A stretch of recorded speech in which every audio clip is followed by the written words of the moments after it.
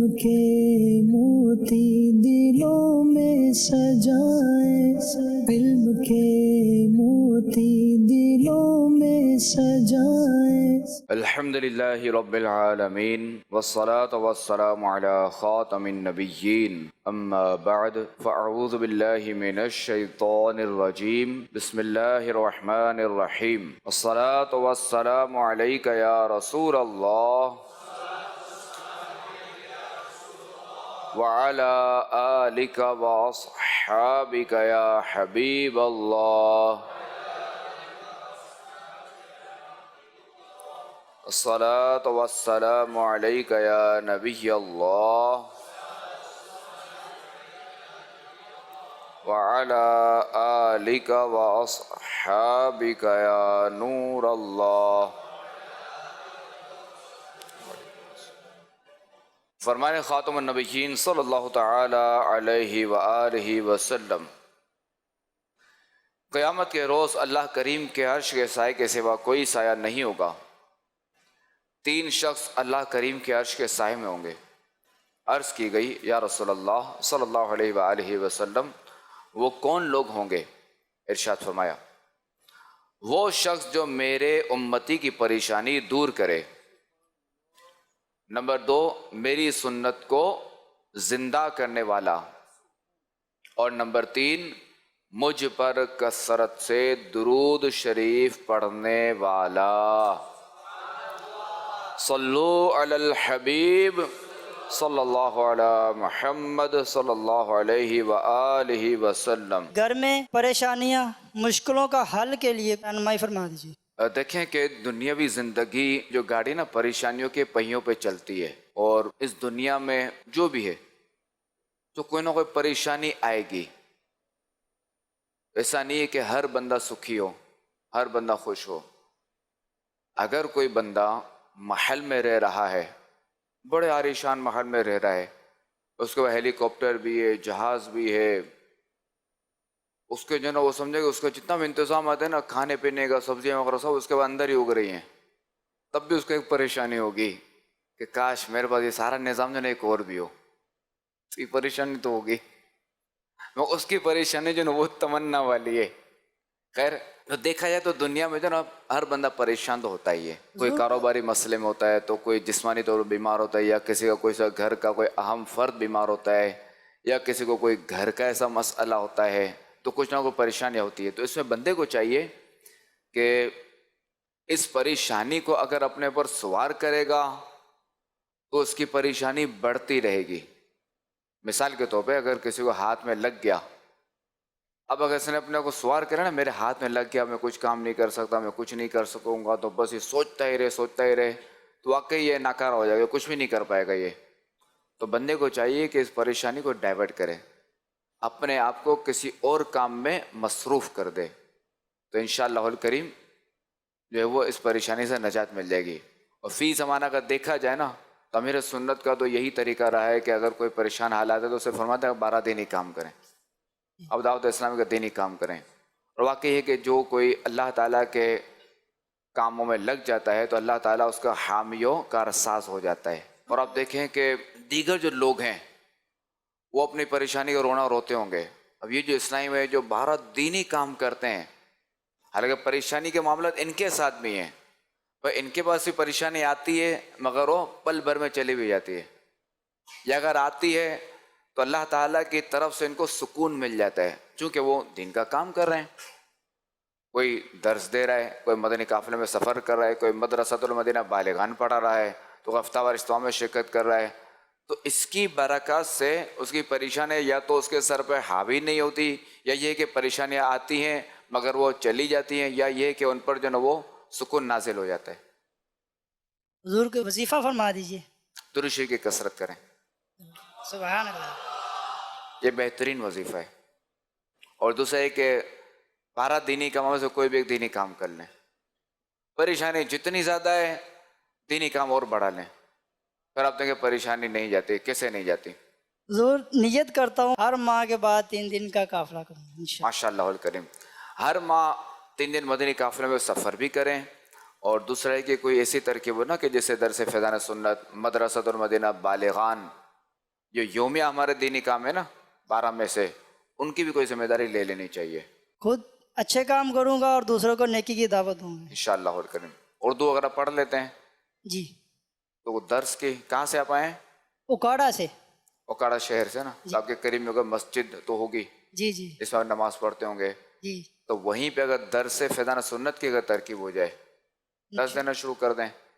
ٹھیک ہے انشاءاللہ. خلیفہ امیر اہل سنت کی بارگاہ میں سوال عرض ہے کہ اگر کسی والدین نے اپنی بیٹی کسی رشتہ دار کے ہاں گود میں دے دی تو کیا اب والدین اپنی بیٹی کو اپنی جائیداد میں حصہ دیں گے؟ اور جن رشتہ داروں کو گود میں دیا کیا وہ بھی اپنی اس بیٹی کو رشتہ دار اپنی جائیداد میں حصہ دیں گے؟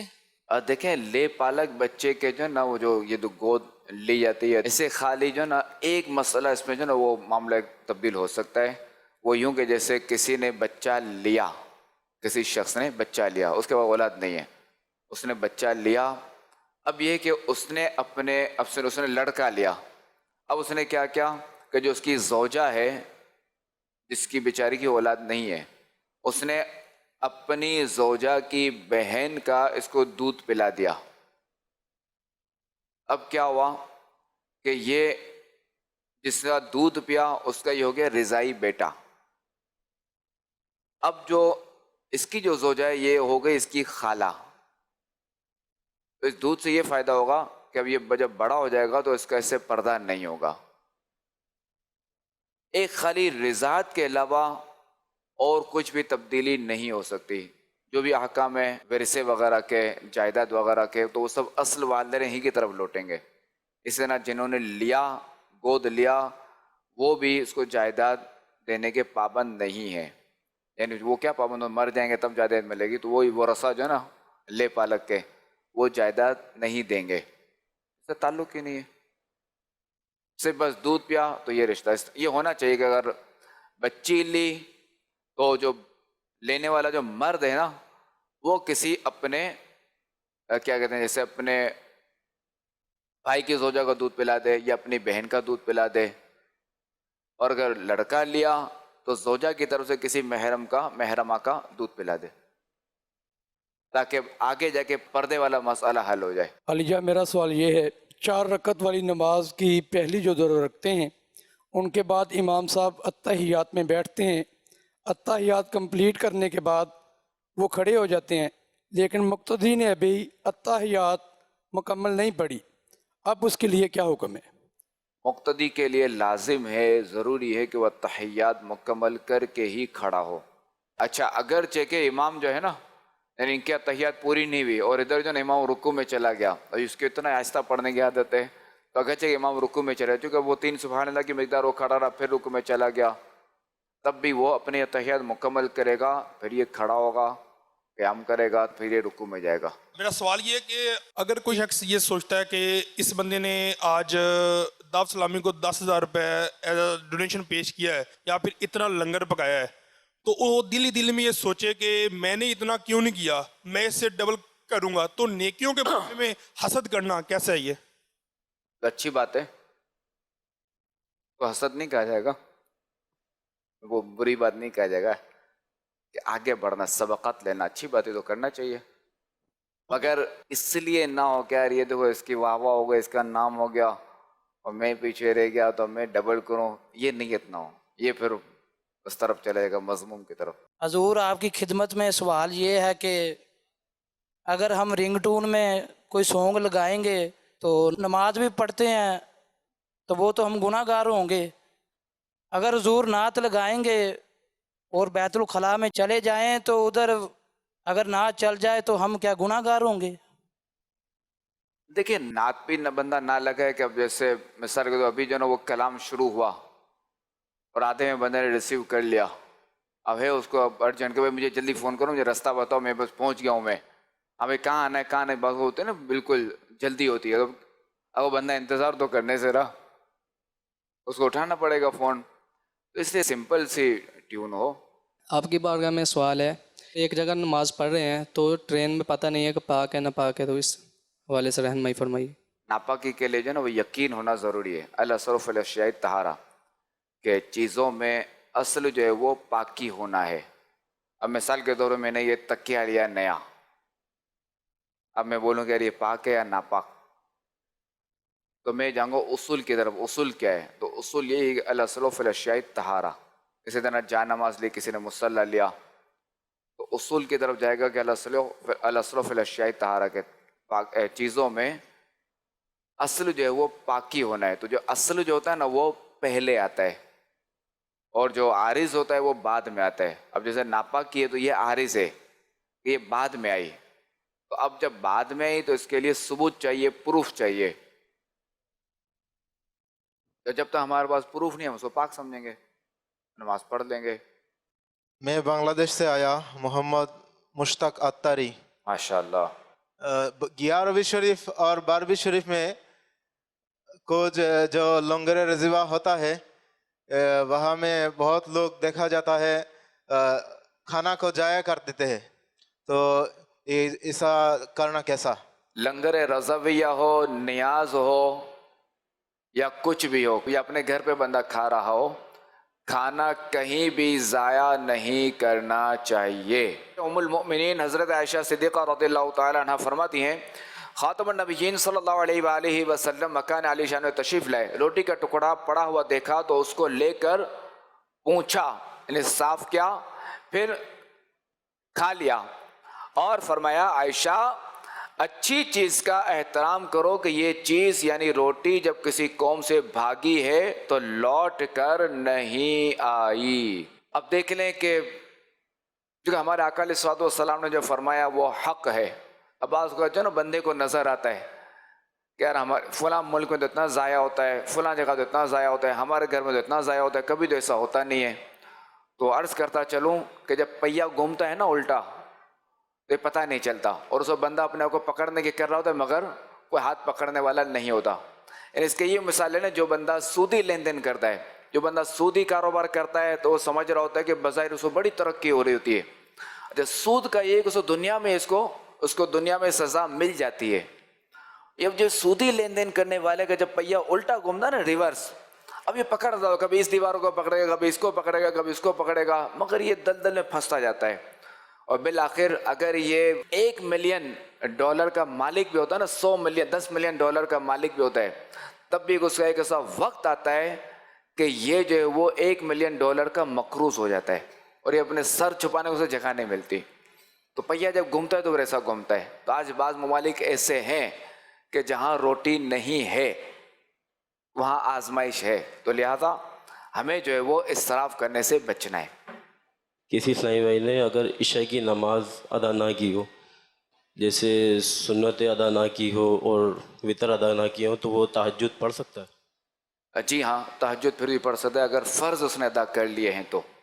البتہ سنتوں میں تاخیر نہ کی جائے. البتہ کوئی شرعی وجہ تھی، مثال کے طور سے وضو ٹوٹ گیا، کوئی ایسا مسئلہ ہو گیا، جیسے خون جاری ہو گیا، اب اس کو انتظار کرنا پڑے گا نا کہ جب تک یہ خون رکے نہیں تب تک یہ وضو سے یہ رکا رہے گا، ایسا کوئی مسئلہ ہو گیا، اب یہ ٹھیک ہو گیا تو ٹھیک ہے، بعد میں تہجد پڑھ لے، اس دوران یہ سو گیا تو.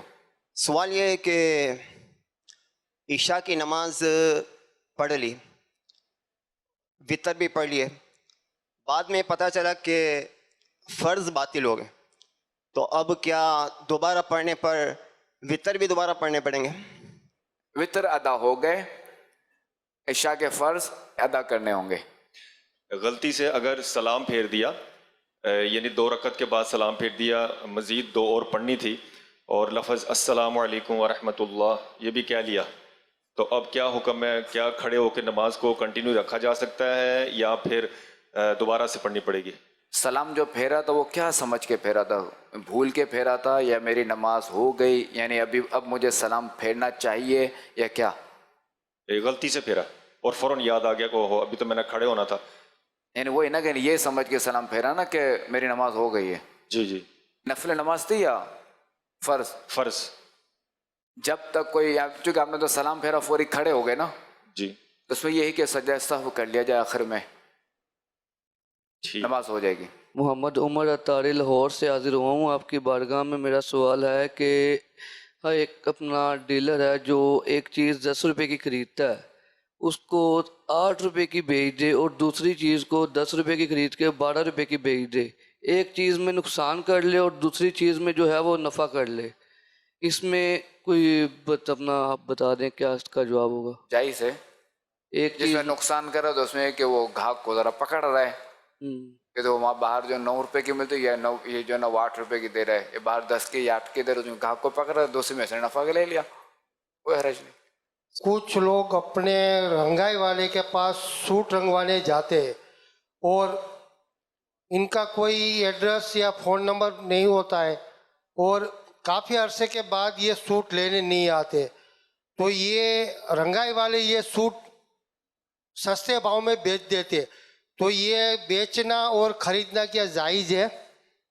نہیں، یہ تو جو رنگوانے کے لیے دیتے ہیں نا، یا سوٹ رنگوانے کے لیے دیں یا کپڑے دھونے کے لیے دھوبی کو دیں، اب یہ ہے کہ اس کپڑے کی حفاظت کرنی ہوگی، سنبھال کر رکھنا ہوگا، جس نے دیا تھا اس کا انتظار کرنا پڑے گا.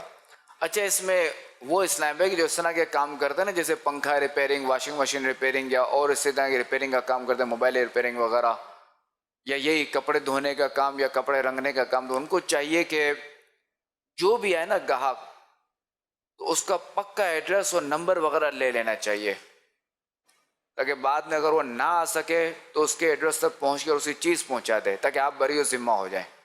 کیونکہ ہمیں شریعت پر عمل کرنا ہے، ہم شریعت پر عمل کریں گے تو انشاءاللہ الکریم ہم جنت کمائیں گے، ہمیں اللہ کی رضا حاصل کرنی ہے. اگر اس طرح نہیں کرتا ہے تو کہ یہ گنہگار ہوگا؟ نہیں، بالکل گناہ گار ہوگا. اب اگر یہ نہیں کر پاتا اس طرح تو کاروبار تبدیل کر دے.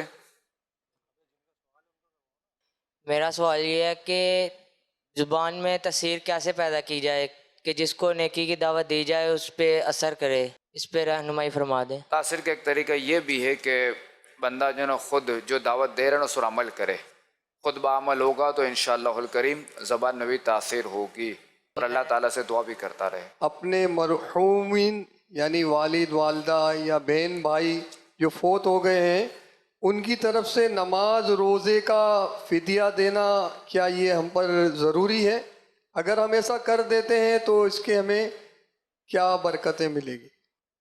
دیکھیں کہ اگر انہوں نے وصیت نہیں کی تب یہ ہے کہ ان کی طرف سے ادا کر دینا مستحب ہے، اور اس امید پر کہ ان پر سے یہ بوجھ ہٹ جائے، اللہ کریم انہیں معاف فرما دے. اور اگر انہوں نے اچھا، اب یہ کہ وہ ہیلا بھی کر سکتا ہے، جیسے کسی شریف فقیر کو دیا اور اس نے واپس لوٹایا، اور اگر اس نے وصیت کی ہے مرحوم نے تب تو وہی کہ اب ہیلا نہیں ہوگا، اب تو وہ پیمنٹ دینی ہی پڑی. مثال کے 100 نمازیں تو 100 نمازوں کا فدیہ دینا پڑے گا. اب اس کو وہ ہیلا نہیں ہوگا اب شرعاً، جو ہیلا کرتے ہیں نا، ایک ہیلا شرعی. اور اگر وصیت نہیں کی تب یہ 100 نماز ہو یا 1000 نمازیں ہو، اب ہیلا ہو سکتا ہے. میرا سوال یہ ہے کہ بعض دکاندار اپنی بل بک کے نیچے لکھتے ہیں، یعنی کیش میمو کے آخر میں لکھتے ہیں کہ خریدا ہوا مال 1 ماہ میں تبدیل یا واپس ہو سکتا ہے. تو اس میں ایک صاحب کہنے لگے کہ ایسا لکھنا خلاف شرع ہے، اس کی رہنمائی فرما دیں. نہیں، وہ جب دکاندار جب خود اختیار دے رہا ہے کہ بھئی آپ میرا مال مجھے 1 ماہ تک واپس کر سکتے ہیں تو اس میں تو کوئی حرج نہیں ہے، ورنہ شریعت جو ہے نا وہ 3 دن کا خیار دیتی ہے، 3 دن کا اختیار دیتی ہے. وہ خود اپنا اختیار بڑھا رہا ہے تو اس میں کوئی حرج نہیں ہے. پرائز باؤنڈ کا لگا ہوا پیسہ جائز ہے کہ یا نہیں، رہنمائی فرما دیجیے. دیکھیں، پرائز بانڈ 2 قسم کے، ایک تو پریمیم، اس کا جائز نہیں ہے، علاوہ ہے نا اس کا جائز ہے جو انعام لگتا ہے. میرا آپ کی بارگاہ میں سوال یہ ہے کہ نماز کے وقت جو محراب بن جاتا ہے ماتھے کے اوپر، اگر کوئی شخص ایسا کرتا ہے کہ جان بوجھ کے جو ہے ماتھے کے اوپر زور دیتا ہے اور گھساتا ہے کہ محراب پیدا ہوگا اور لوگ مجھے نمازی کہیں گے، یعنی کہ تکبراً ایسا کرتا ہے، تو کیا ایسا کرنا کیسا ہے کہ لوگ مجھے نمازی کہیں؟ ایسا کرنا تو گناہ ہے. اگر اس نیت سے وہ کر رہا ہے تو یہ تو گناہ ہے، ریاکاری ہے. تکبر تو نہیں ہے اگر ریاکاری ہے کہ ہاں، اگر کوئی اس لیے کرتا ہے کہ اگر مجھے یہ سعادت ملے کہ چلو میرا سجدے کا نشان ہر وقت پیشانی پہ رہے تب بھی کوئی حرج نہیں. مقیم امام کے پیچھے مسافر 4 رکعت والی نماز 2 رکعت پڑھ سکتا ہے؟ جی نہیں، وہ 4 رکعت ہی پڑھے گا. آج کل اکثر رواج بنتا جا رہا ہے کہ دن بدن قبرستانوں میں قبریں پکی ہو رہی ہیں، تو یہ کس حد تک پکی کرنا بالکل جائز نہیں ہے. اگر کر سکتے ہیں تو 4 دیواری فقط کر سکتے ہیں، ऊपर का जो तवीज़ कच्चा रख दिया जाए, तो इसमें जो रहनुमाई फरमा दीजिए। पक्की से मुराद का जो ऊपर की जो यानी जो कच्ची मट्टी तो उसको भी ख़त्म कर दिया जाए। अजीब बाज़ का गोरकुन जो है वो खुद कब्रें बनाते हैं, तो उसको मुकम्मल ऊपर से भी बंद कर देते हैं। दूसरी सूरत ये होती है कि ऊपर से बंद करके दीवारें उठा के बीच में मिट्टी डाल देते हैं, हालांकि नीचे से वो मुकम्मल बंद होती है। अन्य देखें कि कब्र जो है ना, ये जो है ना ऊँट की कोहान की तरह जो मट्टी वगैरह हो, अलबत्ता जहाँ पानी का ख़तरा है या कोई ऐसा मसला है तो वहाँ पर शरीयत इजाज़त देती है कि वहाँ कब्र जो है वो पक्की कर ली जाए। बस साइडों से की जाए या ऊपर से? एज पर कंडीशन है। ठीक है, ठीक है। हजूर कमर Shahzad Attari, special protection unit SPU Punjab police से हाज़िर खिदमत हुआ हूँ। मेरा सवाल ये अर्ज़ है कि निकाह के अंदर जो गवाहान होते हैं, अगर वो सिर्फ़ औरतें ही हों, मर्द उसके अंदर गवाह के तौर पर ना हो, तो क्या निकाह हो जाएगा? इस तरह निकाह नहीं होगा। गवाहों में जो है वो 2 मर्द हों, वरना 1 मर्द और 2 औरतें हों। आपसे एक सवाल का जवाब मतलूब था। देखा गया है कि हमारे माशरे में मिसाल के तौर पर एक 50 का नोट है, तो उसमें एक ऐसी सीरियल एक ऐसा नंबर होता है, तो कहा यह जाता है कि अगर वो हमारे पास हो तो इस पैसे इससे बढ़ते हैं। तो क्या ऐसा है? और होता यह है कि वो 50 का नोट है तो उसको 100 के एवज लेते हैं, मतलब वो 50 का नोट है ना तो 100 के एवज लेते हैं, तो ऐसा करना कैसा? ये पहले भी अफवाह हो रही थी कि वो 2 रुपये का सिक्का तो इसमें बादल बने होंगे ना तो वो बहुत महंगा बिकेगा, तो लोगों ने उसको जमा करना शुरू किया था। ऐसा तो कोई नहीं है कि नोट का ये नंबर हो तो तेरा माल बढ़ता जाएगा, या ये कि पैसे पता गिनता रहे तो गिनने से डबल हो जाएगा, ऐसा तो कोई नहीं है।